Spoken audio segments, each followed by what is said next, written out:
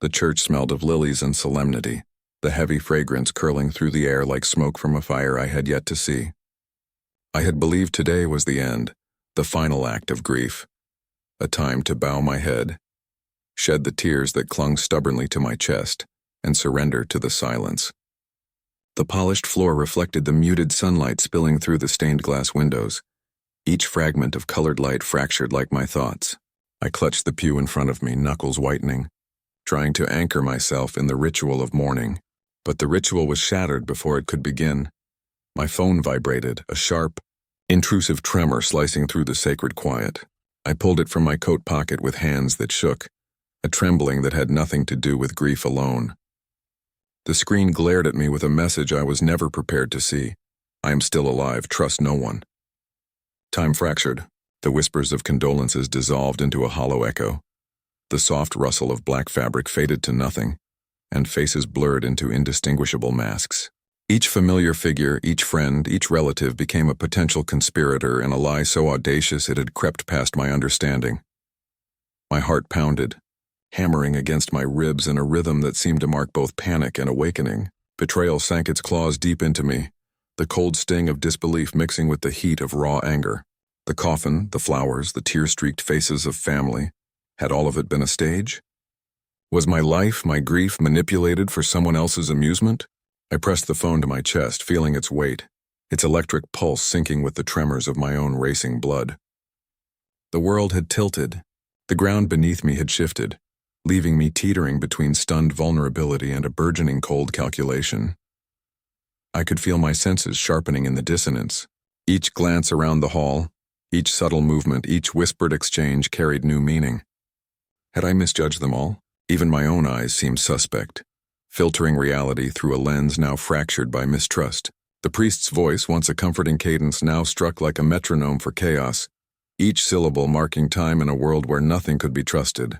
My body ached with the duality of feeling, paralyzed by disbelief, yet burning with the impulse to uncover, to act, to retaliate against the invisible hand that had orchestrated this farce. Memories tumbled forward unbidden. The last conversations, the laughter we had shared, the quiet morning rituals, all now tinged with the shadow of doubt. Each tender moment replayed with subtle distortions, as if my mind sought to protect itself by turning affection into potential deception. I remembered her smile, the warmth in her voice, the touch of her hand. Had I read it wrong all along? Or had she painted a meticulous lie that even the keenest instincts of a husband could not pierce? My chest tightened, a mix of grief and incredulity, and my vision sharpened to pick up the smallest signs. A glance too fleeting, a murmur of hesitation, the way someone's hands fidgeted in quiet tension. I imagined the architect of this deception standing elsewhere, observing my unraveling, savoring the chaos like an artist admiring a masterpiece. Rage flared in tandem with helplessness, an electric storm across my chest, but beneath the fire was ice, cold reasoning beginning to etch itself alongside the tumult of emotion. This was no longer a chapter of mourning. It was the first page in a ledger of reckoning. I had to act, yet I could not yet move.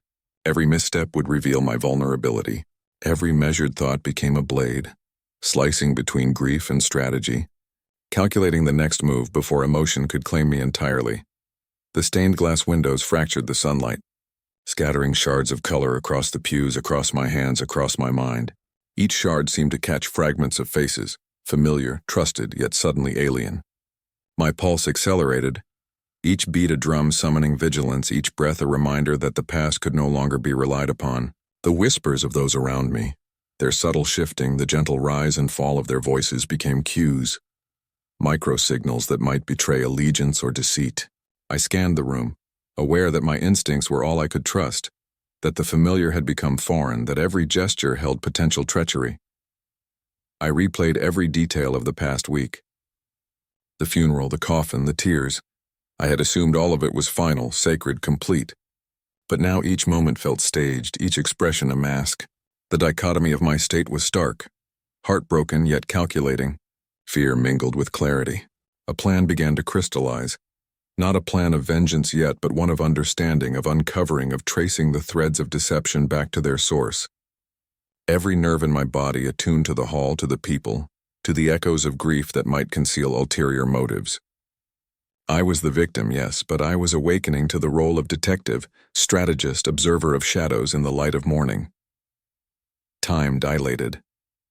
A subtle cough, a shuffle of feet, the rustle of a handkerchief. Each sound rang loud in my perception. My mind raced ahead, imagining conversations, questioning motives, cataloging alliances and betrayals. Could the person who sent this message be someone I trusted implicitly? Could it even be her? Alive, orchestrating a tableau of despair in which I was the unwitting actor? I felt nausea, a knot of anticipation and dread in my stomach, yet beneath it all a pulse of resolve began to drum insistently. I would unravel this. I would see clearly, no matter how tangled the web. Memories of shared laughter, of private conversations, of seemingly mundane interactions, all now reinterpreted, fueled the storm inside me. Anger became a lens, grief became a map, and vulnerability transformed into an instrument of insight. I could no longer act in naivety. I had to measure, to observe, to calculate, to anticipate. Each heartbeat reminded me that survival demanded vigilance, that emotion could not rule unchecked, that the lies might be layered, complex, and cruelly precise. The sound of footsteps approached, a distant echo in the cavernous hall, and I froze, every muscle taut. Was it a mourner, a family member, or something else entirely? The ambiguity sharpened my senses, but it also stoked the fire of curiosity. I imagined confrontation, imagined questioning, imagined subtle probes that might reveal the hidden agenda behind the message. My hands gripped the pew, nails digging into the wood, grounding me, and my eyes darted to the phone, the tiny screen that had detonated the foundation of my reality. Every thought was both victim and strategist, intertwined. I felt betrayal as a tangible force, a pressure that compressed my chest, yet alongside it flowed a deliberate mental rhythm, observing, cataloging, preparing for the moment when clarity would surface. Could I trust what I perceived? Could I trust my memory, my instincts, my senses now tinged with doubt and adrenaline? The hall seemed to pulse around me, the architecture of faith and grief morphing into a theater of suspicion. As the final hymn faded, leaving a solemn hush that weighed heavier than any sound, I realized that nothing would ever be the same. My world, once familiar, had become a battlefield of uncertainty and revelation, and at the center of it all I was both wounded and aware, poised to navigate the treacherous terrain of truth and deception. The message on my phone glowed, a beacon of peril and insight, demanding I act, demanding I see clearly, demanding I reckon with the possibility that everything I had trusted was false. I pressed the phone to my chest again, closing my eyes for a brief moment, feeling the tremor of fear, the surge of determination. My pulse synced with the silent rhythm of the hall, and I allowed the first whisper of cold calculation to seat itself alongside the raw ache of grief. Survival would require vigilance. Understanding would require patience. Justice, perhaps, would require cunning. And then, a flicker of motion in the corner of my eye. An attendee shifting, a hand brushing against a pew, a subtle glance toward me, reminded me that the world had changed. I was no longer merely a mourner. I was an investigator, a strategist, a man stepping onto a chessboard where every player hid motives and every move could be life-altering. The weight of betrayal pressed down, yet beneath it, a pulse of determination formed steel within me. I gripped the edges of the pew, heart racing, eyes fixed on the flicker of life around me, knowing that the path forward would be both harrowing and illuminating. And with the message still glowing in my hand, I stepped into the shadow of revelation, aware that grief, anger, and calculation now intertwined, setting the stage for the reckoning that would come. Nothing would ever feel safe again, nothing certain, and yet amidst the chaos I understood the first truth of this new existence. I was still here, still capable, still alive, and I would see the truth no matter the cost. The house felt heavier at night, as if the shadows themselves were conspiring against me. Each room that had once held laughter, warmth, and quiet moments of peace now seemed steeped in suspicion, as if walls themselves whispered secrets I was only beginning to hear. I walked slowly through the hallway, fingertips brushing against the banister, tracing the familiar grooves, yet each touch felt alien, foreign. My mind raced, revisiting every interaction over the past weeks, months even, replaying each conversation, each glance, each offhand remark for hidden meaning. Was I blind before? Had I ignored subtle signs, hidden gestures that now appeared as blatant omissions and deliberate deceit? The thought made my stomach tighten, a knot of unease that tightened with each step. I retreated into the living room, the dim lamplight casting long shadows across the furniture. Photographs lay scattered on the table, each one a frozen moment of life, now tainted by the creeping realization that even my memories might be illusions. Faces I had trusted, smiles I had embraced, laughter I had shared. They were not as they seemed. In one photo, my wife's eyes, once warm and honest, now seemed to flicker with intent, her hand resting lightly on my shoulder, as if to reassure me while plotting in silence. Every image became a riddle, each frozen expression a cipher that demanded decoding. I leaned over the table, fingertips grazing the edges of the photographs, my pulse rising as I imagined the hidden truth each frame might conceal. My phone lay on the sofa, the screen dark, yet I could still feel the sting of the previous messages, brief, cryptic, and damning. I am still alive. Trust no one. They replayed relentlessly in my mind, each repetition a serrated edge slicing through my certainty. I questioned myself constantly. Had I been naive? Had I been blind to whispers, to fleeting glances, to the minutiae of behavior that now screamed of manipulation? Sleep had abandoned me, replaced by a restless vigilance that gnawed at my body and mind. Every sound in the house, a settling floorboard, the rustle of a curtain, the creak of a door, was magnified, each one a potential sign of intrusion, conspiracy, or confirmation of the betrayal I was desperate to unearth. I retraced my steps, from earlier weeks, piecing together a mosaic of interactions that had once seemed inconsequential. A neighbor's hurried goodbye, a friend's distracted laugh, a shopkeeper's furtive glance, all replayed with new gravity. The more I scrutinized, the more the ordinary transformed into a map of deception. Even my son, once an ally in quiet, understanding, now felt distant, his silence a potential shield for secrets I was not yet privy to. A gnawing suspicion took root. Had my wife orchestrated more than I dared to imagine? Was she the architect of a deception so intricate that even my closest allies were unknowingly complicit? In the kitchen, the faint scent of coffee mingled with the lingering aroma of the evening meal, yet it did nothing to comfort me. I opened the drawer where letters had been left in passing, envelopes yellowed with age, some unopened, others discarded carelessly, or so I had thought. As I traced my fingers over the handwritten notes, I could almost feel the pulse of a hidden hand behind them, guiding, shaping, controlling the narrative. I reread each line, parsing phrases for double meanings, half-truths, omissions. Each revelation cut deeper, fueling the swirl of anger and disbelief that threatened to overwhelm me. I moved to the study, a room once considered a sanctuary, now a labyrinth of suspicion. Receipts, invoices, and phone records lay strewn across the desk, each detail scrutinized with a meticulousness born of desperation. Patterns emerged, subtle at first, a series of meetings I had not known about, phone calls dismissed as trivial, trips that had been glossed over with half-explanations. The evidence was fragmentary, tantalizing, and infuriating. Each clue suggested deliberate obfuscation, a carefully maintained veil of deception that had kept me blind until now. Memories of my wife, once comforting, now became sharpened instruments of suspicion.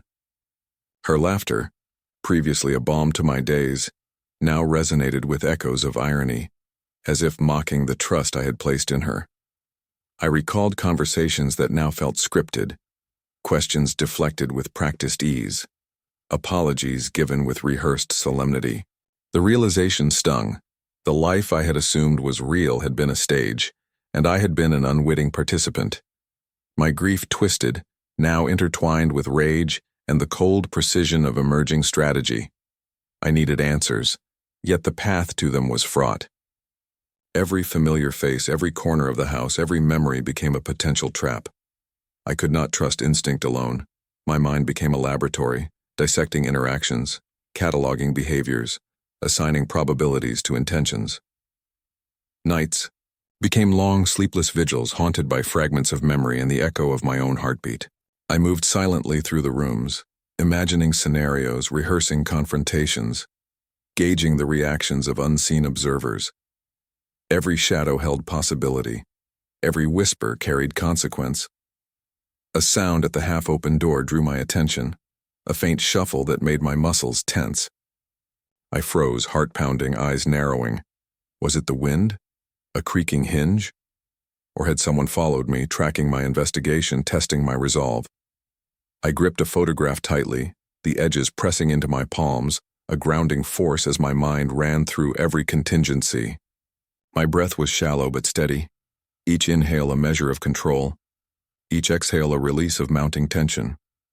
I imagined confrontation, subtle and precise, where questions would extract confessions without revealing the depth of my awareness. Every night was a study in contrasts, vulnerability warring with cold calculation, despair mixing with determination. I was both the victim and the strategist, haunted by betrayal, yet sharpened by it. Shadows became allies in my vigilance. Silence became a weapon, and every detail, however minor, a potential lever in uncovering the truth. The house that once symbolized unity and safety now felt like a chessboard, each room a square of potential threat or revelation. The stakes were higher than ever. Uncovering the truth might fracture what remained of my family or validate my worst fears. I found myself revisiting conversations, questioning gestures, replaying moments that had once seemed trivial. A friend's nervous laugh, a neighbor's evasive glance, even a clerk's distracted attention, all were reinterpreted through the lens of suspicion. Every clue, every slip of the tongue, every misaligned memory fed the growing mosaic of treachery. Yet amid the mounting chaos, a sense of clarity began to emerge. I must navigate carefully, probe without revealing the depth of my insight, and prepare for the inevitable confrontation. As dawn crept through the curtains, painting the room in pale light, I realized that the house itself seemed complicit. Each creak of the floorboards, each draft along the windowsill a reminder of the lurking threats. My vigilance did not waver.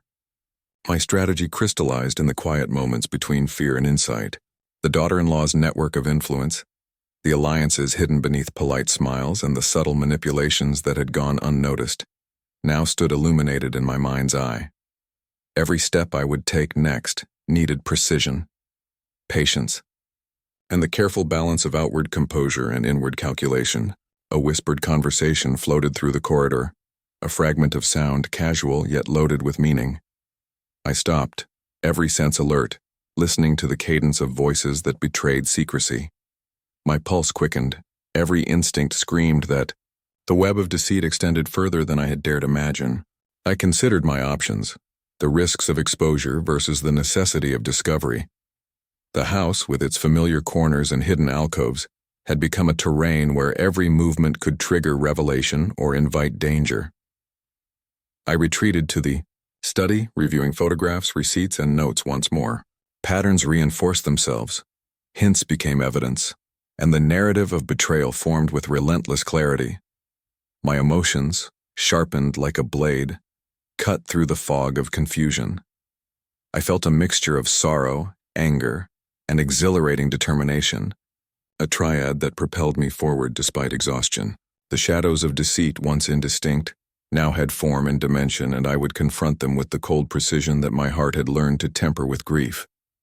By nightfall, every room in the house held the weight of possibility, and I stood, alone in the dim glow of the lamp, piecing together the mosaic of duplicity. The whispers, the glances, the half-truths, all pointed toward the inescapable realization. My family's sanctuary was now a battlefield, and survival demanded vigilance, strategy, and courage.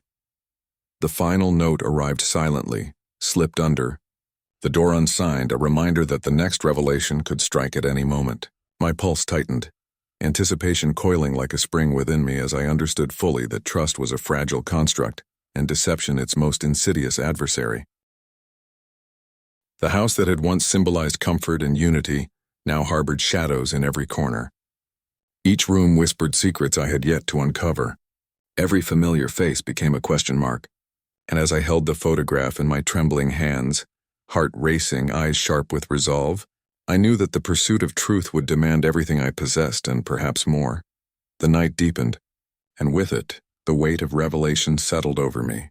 The house, silent and watchful, seemed to lean in, pressing against the walls like a conspirator awaiting the moment of discovery. I took a deep breath, steadied my hands, and whispered to myself the truth that had become my creed. I will uncover the secrets in these shadows, and I will survive the consequences of the betrayal I now fully comprehend. The city awoke gray and heavy, the early light muted by clouds that seemed to press down on every street, every alley, every shadow where secrets might lurk. I moved through the streets with a measured vigilance, the rhythm of my steps deliberate, my eyes scanning faces and facades alike. Every passerby became a question, every glance a potential clue. The pursuit for truth was no longer abstract. It had taken on a visceral, almost tangible weight. The fragments of deceit I had begun to perceive in the quiet of my home now spilled into the world, revealing inconsistencies, gaps, and tremors in the tapestry of trust I had once relied upon. I began with the simplest leads, details that others might dismiss as trivial: a friend's nervous hesitation over a mundane explanation, a neighbor's furtive glance at the sound of my approaching footsteps, even the way a colleague avoided eye contact during casual conversation, all became fodder for analysis. My mind cataloged each instance, weighing likelihoods, parsing intent, noting discrepancies. Vulnerability and calculation wrestled within me, alternating with a rhythm that threatened to unmoor my composure. Each revelation, no matter how small, sharpened the edge of my resolve. Documents I had previously considered harmless now seemed fraught with significance.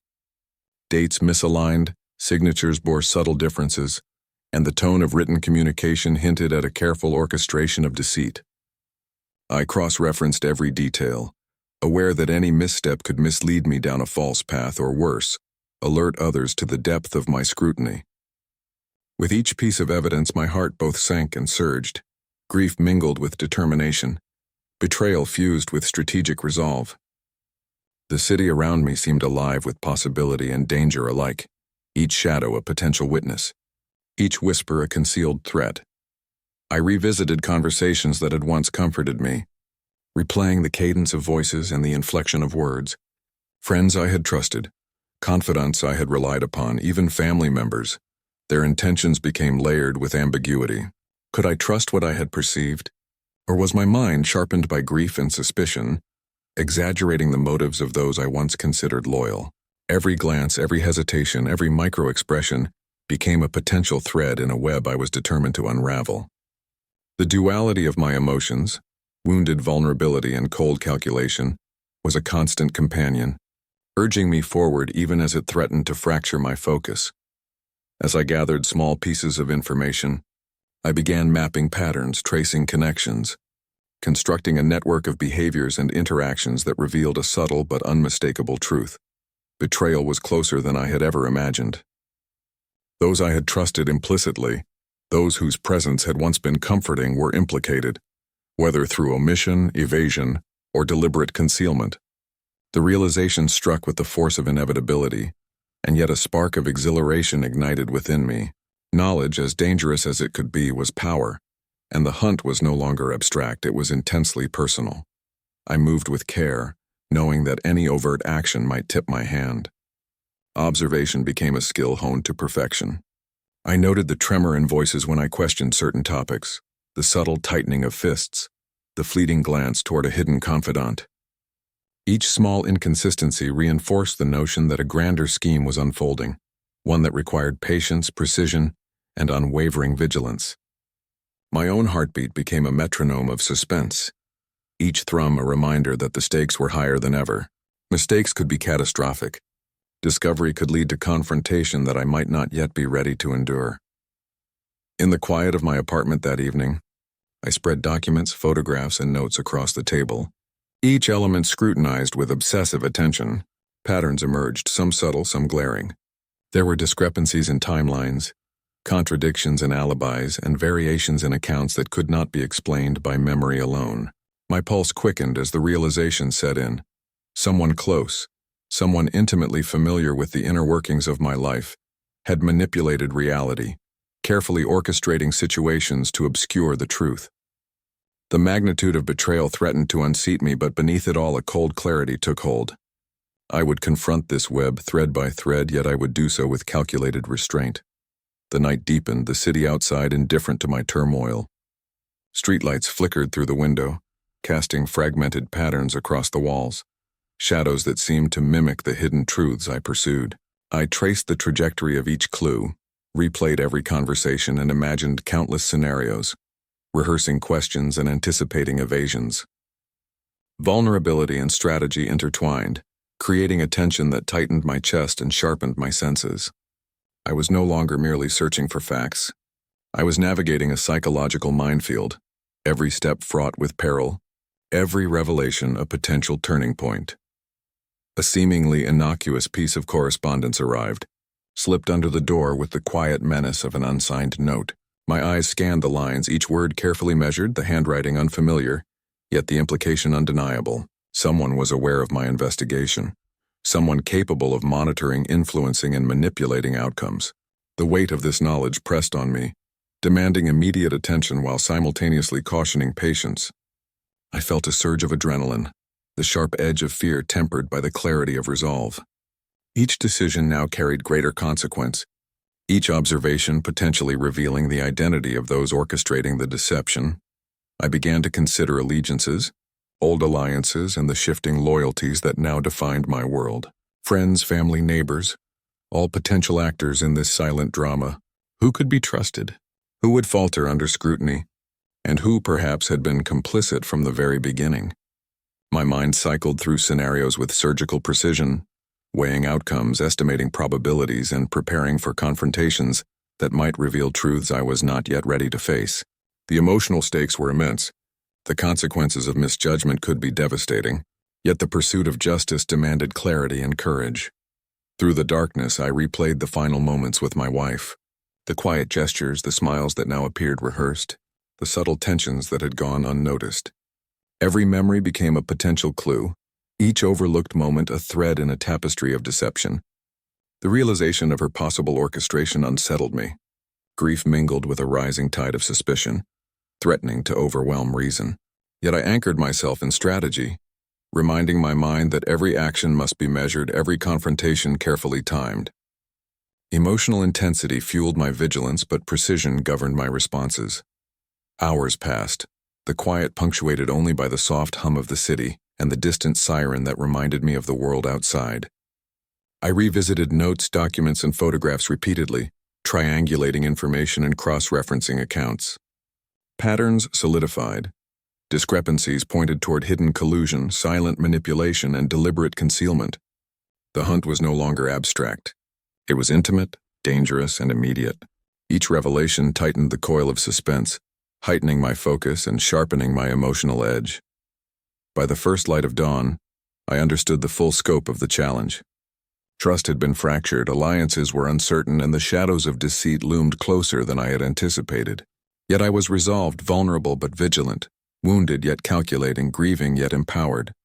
Every discovery became fuel for the pursuit. Every clue a step closer to the confrontation that awaited. The web of human deception, once obscure, now revealed its complexity, and I was ready to navigate it with precision, clarity, and relentless determination. And then it happened. A slip, a whispered comment, a fleeting glance, so small it could have been ignored, yet charged with meaning. My pulse accelerated as recognition struck. Someone I had trusted implicitly, someone intertwined in my life in ways I thought secure, was central to the unfolding deception. The revelation hit like a thunderclap, sending tremors through my resolve, yet solidifying the need for calculated action. I leaned back, hands trembling slightly, mind racing with the implications, aware that the next move could change everything. The hunt had reached a pivotal juncture, and the peril had never been more intimate, more immediate, or more dangerous. The city outside remained oblivious, unaware that the quiet streets, the mundane routines, and the normalcy of day-to-day life concealed a battle of truth, trust, and survival. I understood now that the next steps I took would define not only the outcome of my investigation, but the integrity of my own judgment, the resilience of my spirit. and the preservation of the family I sought to protect. Shadows held answers, clues pointed the way, in my mind, sharpened by grief and betrayal, prepared for the confrontation that would inevitably follow. Every heartbeat was a drumbeat of anticipation, every breath a reminder that vigilance was survival, and that clarity was the most dangerous weapon of all. The house, the streets, the faces around me, they were all pieces of a puzzle I was compelled to solve. And as I closed my eyes briefly, visualizing the paths, the questions, and the revelations ahead, I knew with unshakable certainty the calculated hunt had only just begun, and nothing would ever be the same again. Here's the full Chapter 4. The confrontation in a single cinematic flow, on 800 words. Following your full chapter prompt, the air in the room was thick with anticipation, charged like the calm before a storm. My footsteps echoed softly against the polished floor, each one deliberate, measured, carrying the weight of intention. I had rehearsed this moment countless times in my mind, yet the reality was far more combustible, more volatile than any imagined scenario. Every shadow in the room seemed to stretch, every murmur of the gathered faces magnified, each glance a test, each silence a challenge. I carried the truths I had unearthed like a weapon concealed beneath the calm exterior, ready to pierce through the layers of deception surrounding me. As I entered, the subtle shifts of posture betrayed the tension that rippled across the room. Friends, relatives, even neighbors, all seemed to hold their breath, sensing the confrontation that could no longer be delayed. Vulnerability and strategy intertwined in my chest. I allowed fleeting cracks in my expression, small moments where grief and hurt shimmered, yet each was calculated, each designed to elicit a reaction without exposing my own full hand. My eyes swept over every figure, cataloging micro-expressions, noting every subtle twitch, every hesitation. My mind raced, balancing empathy and suspicion, anger and precision. I began gently, probing first with carefully chosen words, a verbal scalpel designed to expose without provoking overt hostility. A name mentioned casually, a question layered with meaning, a reference to a past event. All became tools in this intricate dance. Some responses were fleeting, almost imperceptible. A twitch of the lip, a narrowing of the eyes, a subtle shift of weight.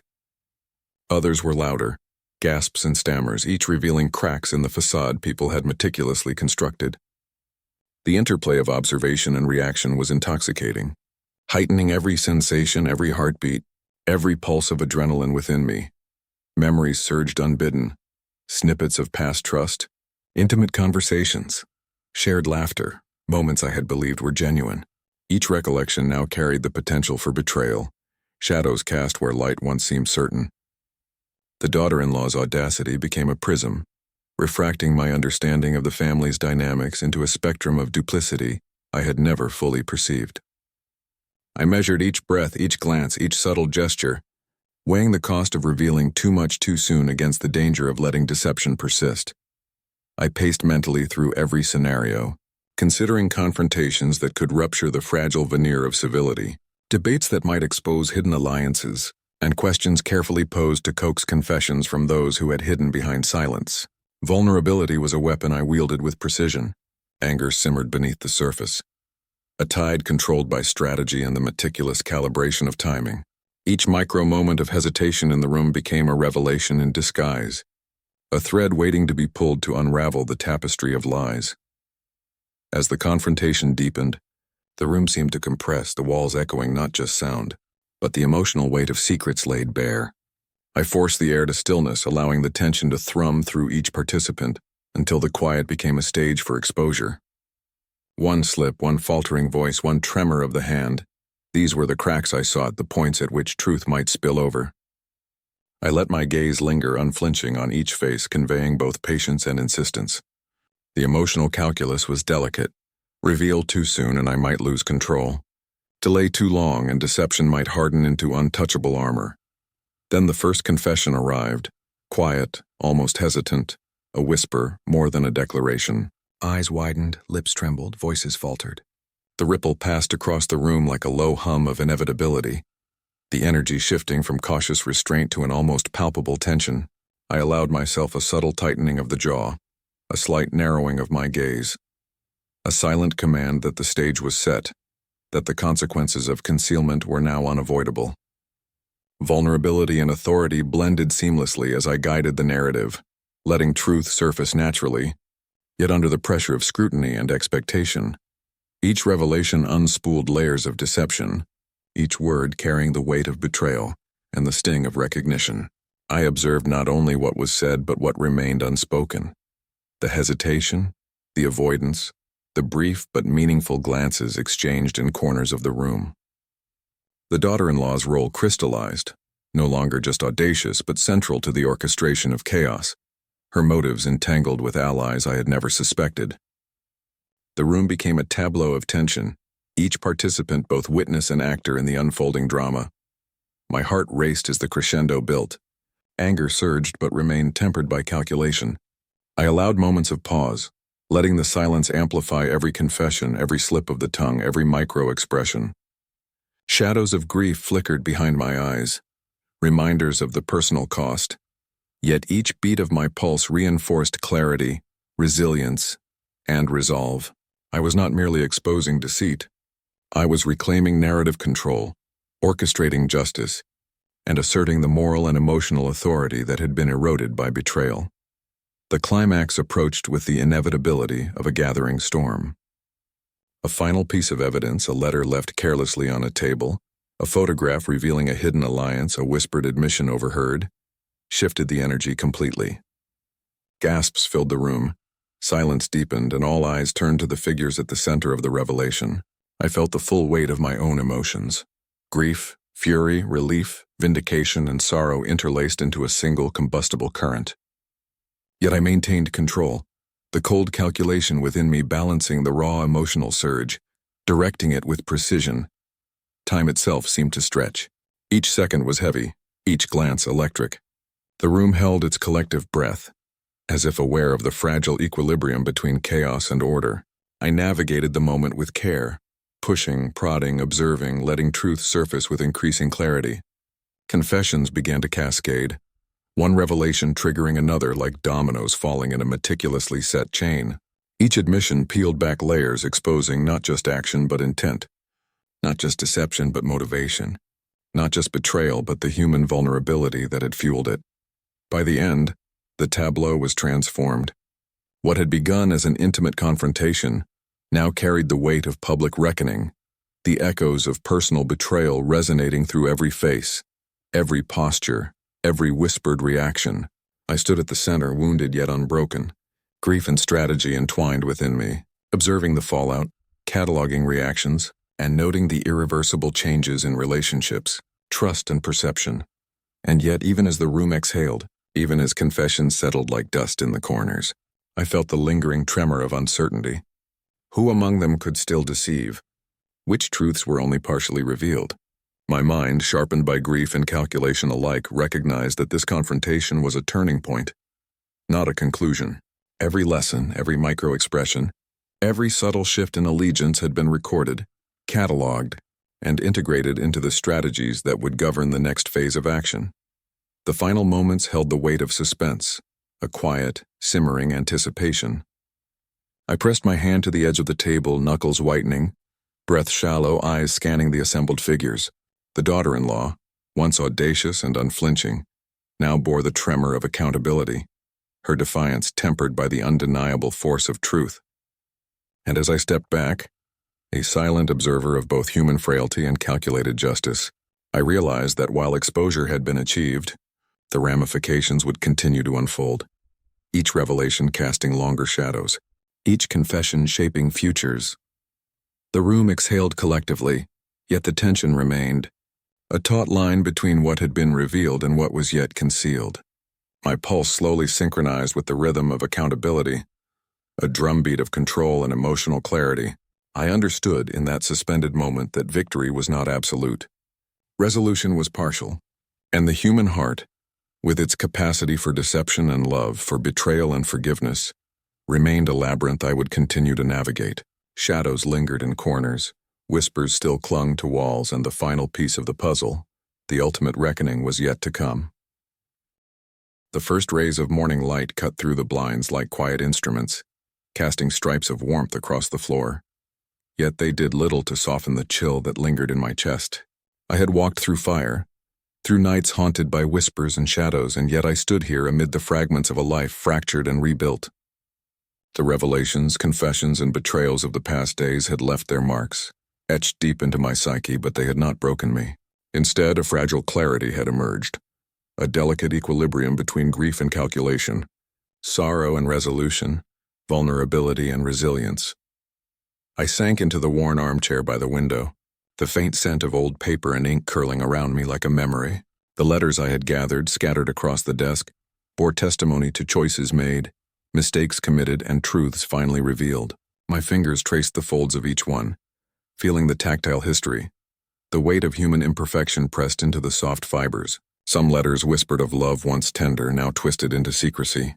Others revealed subtle betrayals, reminders that even those closest to me could harbor intentions I had never suspected.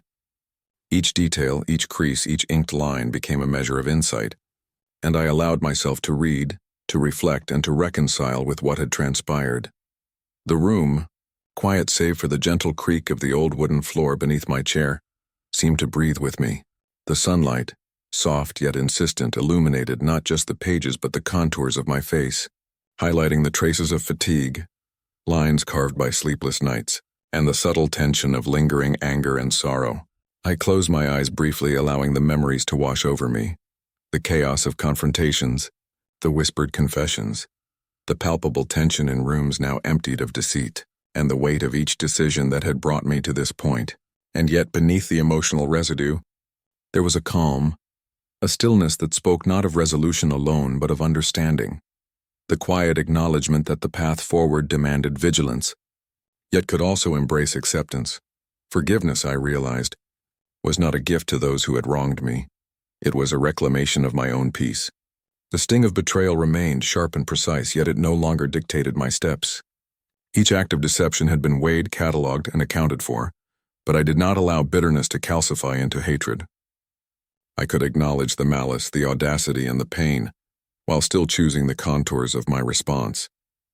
The moral landscape I'd traversed was jagged, but now with truths laid bare, I could map a course that honored both justice and emotional survival.